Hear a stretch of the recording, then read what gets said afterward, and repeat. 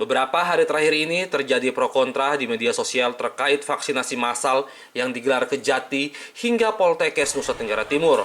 Sasarannya seluruh masyarakat yang berada di wilayah Kota Kupang.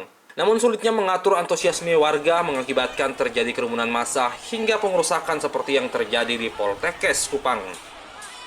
Menanggapi hal tersebut, Richard Oja, Sekretaris Komisi 4 DPRD Kota Kupang, yang merupakan mitra kerja dari Dinas Kesehatan berharap hal tersebut tidak terjadi lagi. Pemkot perlu menambah lokasi vaksinasi, mengaktifkan 28 fasilitas pelayanan kesehatan, dan menjalin kerjasama dengan semua pihak. Ya, dari 28 fasilitas kesehatan yang kita punyai, dengan kuantitas yang kita gunakan itu 300 contohnya, kita bisa mencapai 8.000 lebih per hari.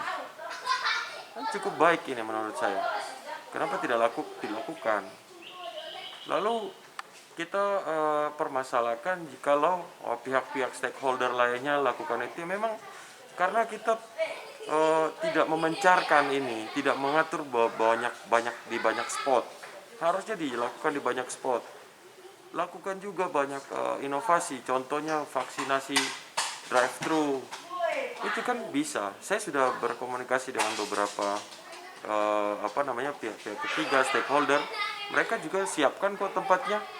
Pengusaha-pengusaha yang punya restoran, mereka siapkan kok.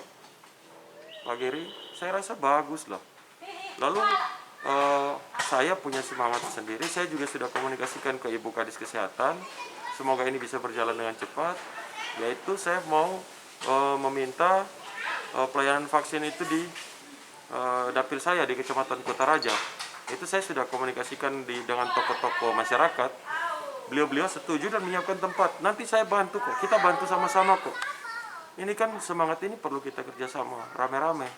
Tidak perlu kita menuntut satu pihak untuk bekerja sendiri. Pemerintah tidak akan mampu kalau kerja sendiri. Itu Pak Menteri Kesehatan, Pak Budi Gunadi sendiri yang bicara. Bahwa beliau membutuhkan dukungan masyarakat, dukungan stakeholder, dukungan TNI Polri, dan dukungan kita semua. Begitu. Nah, secara aturan saya juga merasa tidak ada salahnya kalau kita anggota DPR pun menjemput bola. Iya tak, Pak Geri? Eksekutifnya sudah kerja, sudah bersedia untuk memvaksinasi. Yudikatifnya kan sudah juga. TNI, Kejaksaan, Polri sudah jalan. Sekarang saatnya legislatif juga maju. Rame-rame lah kita jalankan. Tentunya dengan manajemen yang baik, tentunya dengan proses yang baik, ruang tunggu yang nyaman, proses pendaftaran yang baik, supaya masyarakat datang untuk melakukan vaksinasi, mereka jangan sampai pulang bawa virus lagi. Dan kalau bisa, Satgas pun turut mengamankan.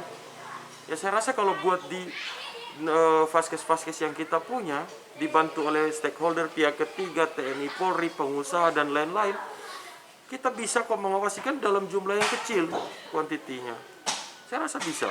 Intinya untuk pelaksanaan kegiatan sosial dan ekonomi masyarakat bisa berjalan kembali normal. Itu tujuan utama kita, Pak Geri.